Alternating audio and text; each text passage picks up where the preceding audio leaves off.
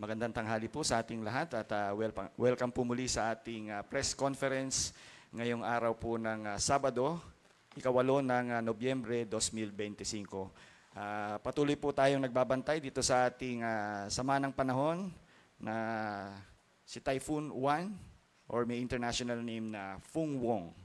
At kasama po natin ang ating mga key officials ngayon na makakatulong po natin mamaya sa ating exchange of information, gayon din yung ating mga presenters po from the weather forecasting section, gayon din po ang ating hydrometeorology division. At para po formal na umpisahan ang ating pulong balitaan ngayong tanghali, ay ating pakinggan po ang paunang mensahe ng ating butihing administrator ng DOST Pag-asa, si Dr. Nathaniel T. Servando. Magandang araw po sa ating lahat at kami po sa DOST Pag-asa ay nagpapasalamat sa ating mga kaibigan at martyrs from the media for joining this press conference.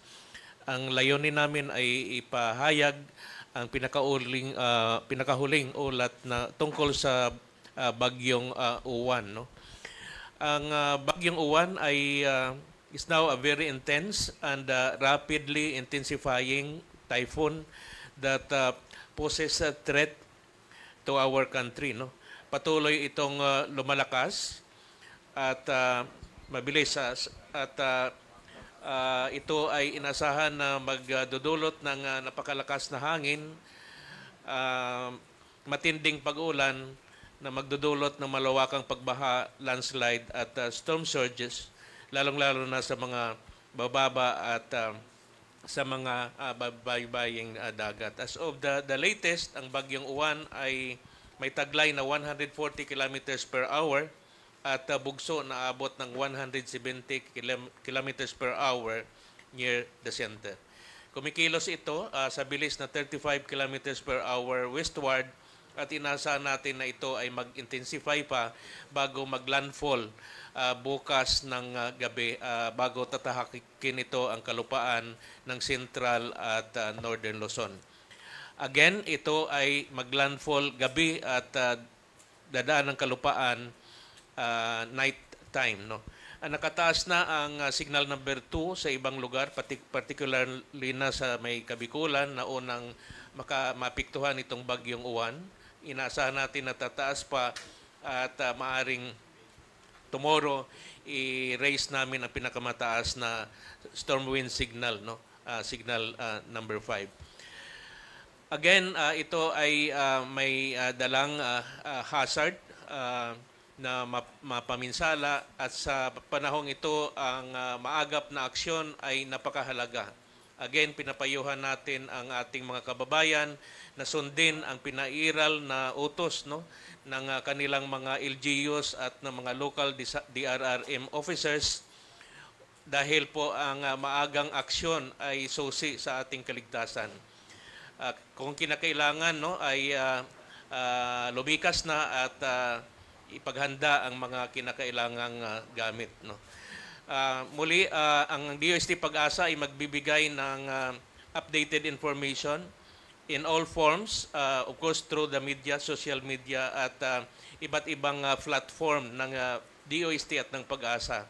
Ang Pag-asa mayroon pong Panahon app, is a web-based kung saan ang mga real-time information ay available at ang DOST ay may Hazard Hunter at GeoRisk PH ng ating makababayan ay makita ang mga real-time information na kailangan about the typhoon. Again, maraming salamat at magandang umaga sa ating lahat. Ibigay ko po ang microphone sa aming kasamahan upang ibigay ang lahat ng detalye about itong Typhoon Uwan. Thank you very much, Dr. Nathaniel T. Servando, ang ating administrator ng DOST Pag-asa. Ngayon naman po ay ating pakinggan ang latest update hinggil kay Typhoon Uwan na siya naman po ibibigay ng ating on-duty weather forecaster na si Engineer Benison J. Estareja. Maraming salamat po, Sir Bernard. Magandang umaga po sa inyong lahat. Meron tayong panibagong update regarding po kay Typhoon Uwan as of 11 in the morning. Huli itong namataan, 760 kilometers na lamang po sa may silangan ng Katarman, Northern Samar. Taglay na ang hangin na 140 kilometers per hour malapit dun sa kanyang gitna or mata at meron pagbugso hanggang 170 kilometers per hour na.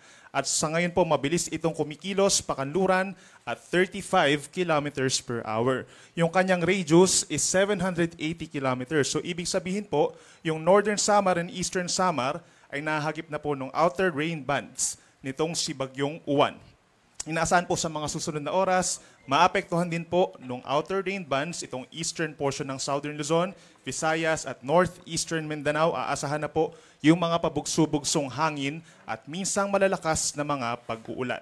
Yung Northeast Monsoon or Amihan nandito pa rin po sa may extreme Northern Luzon sa ngayon. Base po sa pinakahuling track na Pag-asa, inaasahan pa ang paglakas nitong si Bagyong Uwan sa susunod po na 1 hanggang 2 araw.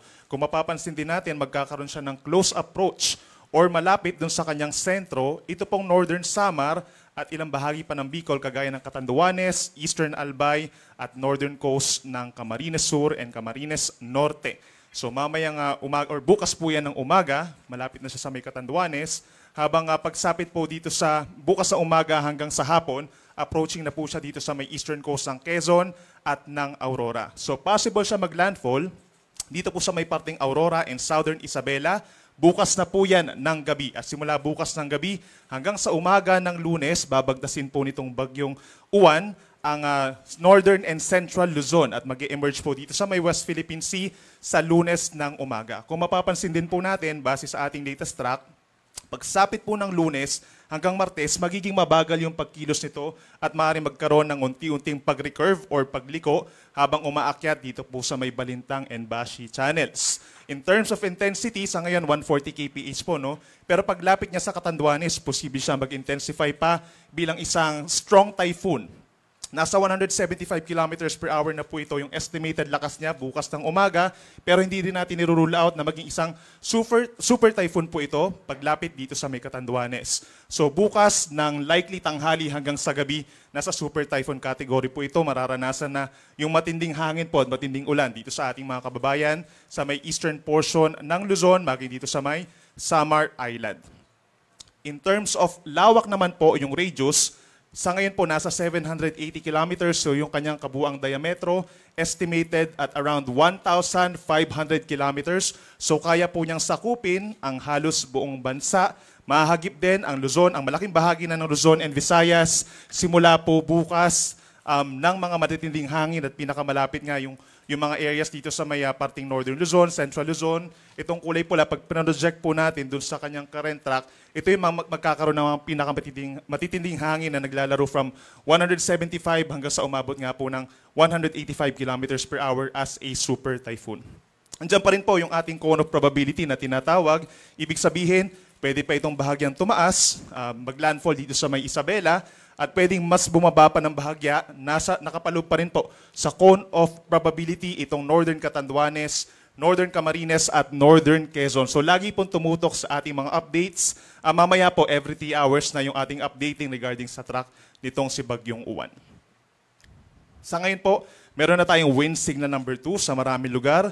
Dito sa may Bicol region and Eastern Visayas, kabilang na ang Catanduanes, eastern portion of Camarines Sur, gayon din po sa may Albay, Sorsogon, Ticao Islands, Northern Samar, northern portion of Samar Province at northern portion of Eastern Samar.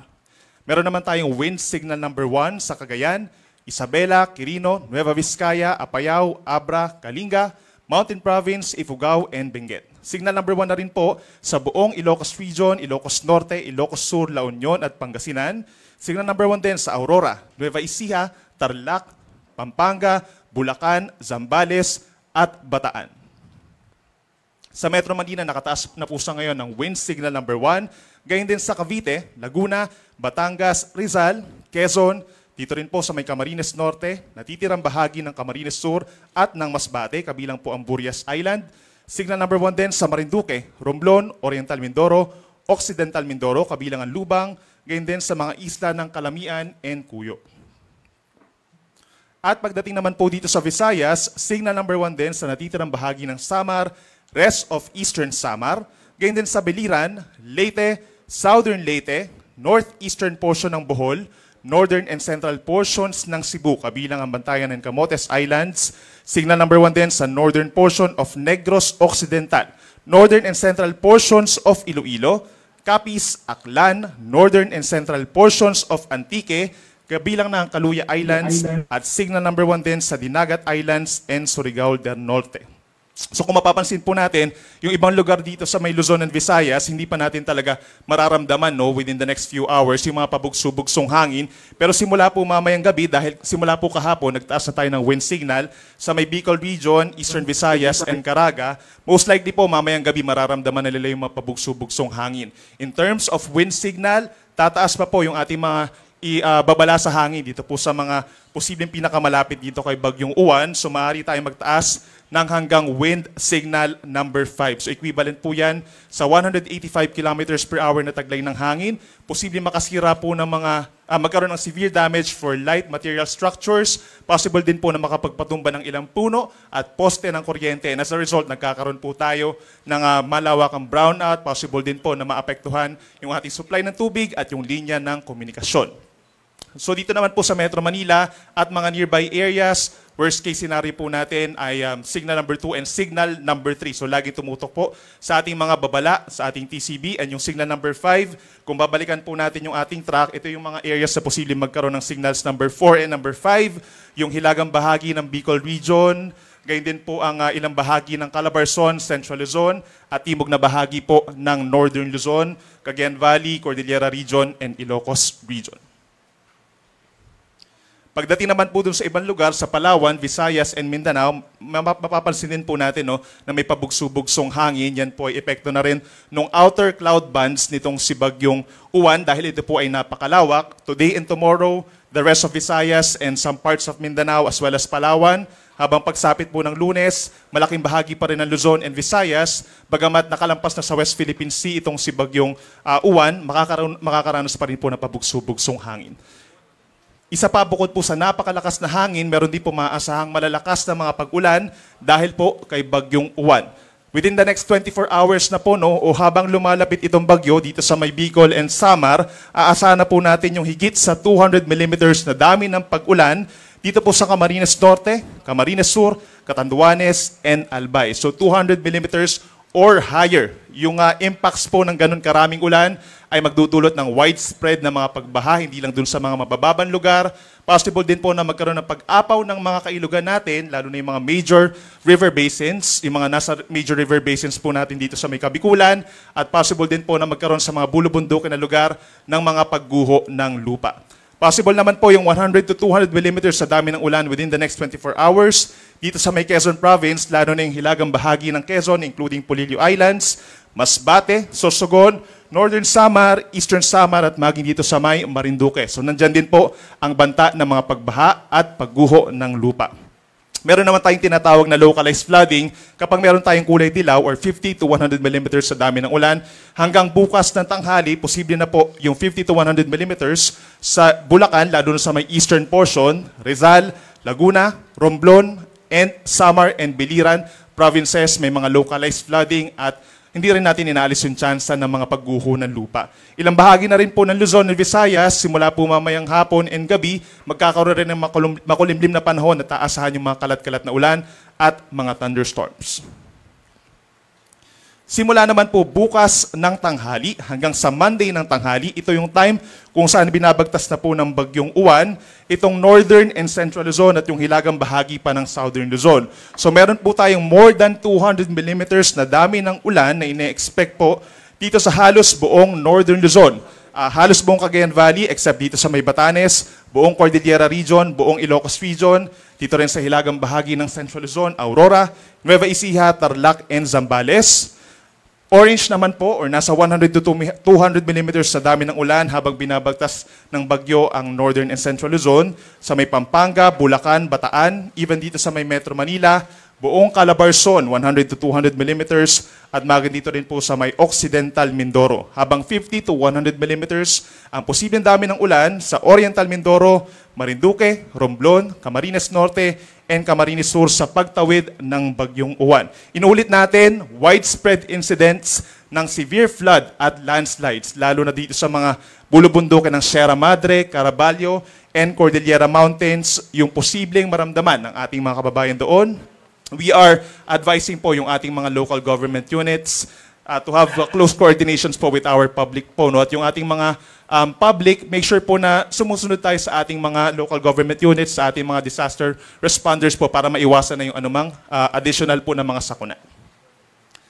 At pagsapit naman ng Monday ng tanghali hanggang Tuesday ng tanghali, ito yung time kung saan nandito sa may Balintang Channel, itong si Bagyong Uwan. So asahan pa rin po yung 100 to 200 millimeters na ulan. Dito sa may Benguet, possible po dito sa may western side, yung windward side kung saan nanggagaling nga po yung hangin, mataas ang tsansa ng mga pag-ulan doon, habang posible pa rin yung 50 to 100 millimeters sa dami ng ulan over the entire Ilocos region, dito rin sa may Batanes at sa may Zambales. So nandyan pa rin po ang banta ng baha at pagguho ng lupa. Ito naman po yung ating storm surge warning or babala po sa daluyong ng bagyo. Dahil po inaasahan nga nakikilos towards Eastern Luzon, itong si Bagyong Uwan, meron po tayong more than 3 meters na posibleng daluyong within the next 2 days or hanggang sa araw po ng Lunes, dito po sa may Eastern Cagayan, sa Isabela, sa coastal communities ng Aurora, Eastern Quezon, kabilang ang Polillo Islands, Camarines Norte, Silangang Baybayin ng Camarines Sur, dito rin sa Catanduanes, Eastern Albay, Eastern Sorsogon, at maging dito rin po sa may Northern Pangasinan. With a strong emphasis po dito sa mga areas na may tinatawag natin na parang concave po or parang nakaharap na parang pa-enclose. Kumbaga dito po, for example, sa may Aurora and Quezon, kung mapapansin po nila, parang nakapaloob or parang nakaharap siya for most of the bagyo, no? Nakaharap yung kanilang coastal community. So mas mataas yung chance na magkakaroon tayo ng 4 to even 5 meters na taas po ng daluyong. Kung mapapansin din po natin, dito sa may Northern Pangasinan, possible din po na humigit sa 3 meters dahil nga doon sa tinatawag na concave o yung papasok, yung lakas ng hangin, so ibig sabihin, mas pumapasok din po yung mga pag-alon doon. Yung orange naman, nasa 2.1 to 3 meters yung taas ng daluyong or nasa isang palapag po ng gusali maximum dito sa may Northern Samar, maging dito sa mga baybayin ng La Union at sa coastal communities pa ng Northwestern Pangasinan sa may Lingayen Gulf. 1 to 2 meters naman, possible pa rin po dito sa may Eastern Samar, Dinagat Islands, Siargao Island, magi dito rin po sa coastal communities ng Batanes, Northern Cagayan, Ilocos Norte, Ilocos Sur, Western Pangasinan, hanggang dito po sa may Zambales, Bataan, even dito sa may Pampanga, Bulacan, Metro Manila, Cavite, hanggang dito sa may Batangas, posible po ang daluyong na 1 hanggang 2 metro, mataas-taas pa rin po yan. So make sure din po na coordinated tayo sa ating mga local government units, yung mga nakatira po sa mga malapit po sa mga baybayin, lalo na yung mga nasa coastal communities po, para sa possible evacuation or rescue. Para naman po sa gale warning o yung taas ng mga pag-alon, malayo sa pangpang po ito, no? Possible yung hanggang 6 na metrong taas ng mga pag-alon or nasa 2 palapag ng gusali, maximum po sa mga baybayin po ng Catanduanes, Eastern Coast ng Albay, Eastern Coast ng Sorsogon, Northern Samar, and Eastern Samar. But most likely po, ito po ay meron ng mga sea travel suspensions dahil bukod dito sa gale warning, meron na po tayong nakataas na tropical cyclone wind signal for safety na rin po ng lahat. At gale warning naman at 2.8 to 5 meters po ang taas dito sa may Cagayan, kabilang ang Babuyan Islands, Isabela, Aurora, Northern and Eastern Coast ng Quezon, kabilang ang Polillo, gayon din sa baybayin ng Camarines Norte, Northern Coast ng Camarines Sur, Dinagat Islands, Siargao, and Bukas Grande Islands. Most likely yung ating mga sea travel suspensions hanggang sa araw pa po ng Lunes habang binabagtas ng bagyo ang Northern and Central Luzon. At ipopromote na rin po natin bago matapos yung ating presentation, yung hazardhunter.georisk.gov.ph. Kung pupunta po kayo sa website na ito, makikita natin yung mga areas na possible po na high risk or moderate risk or low risk pagdating sa mga iba't ibang mga hazards kagaya po ng mga pagbaha or landslides, pagguho ng lupa. Makikita nyo po dyan, no, pag itadrag nyo or itatype nyo po yung inyong lokasyon, nakaspecify na po doon yung ating mga different parameters kung saan posible nga kayong magkaroon ng pagbaha sa inyong lugar. So pag nalaman nyo po na ganun po kataas yung inyong risk sa inyong lugar, make sure na naka-coordinate ninyo na kayo po sa inyong mga local government units kung kinakailangan po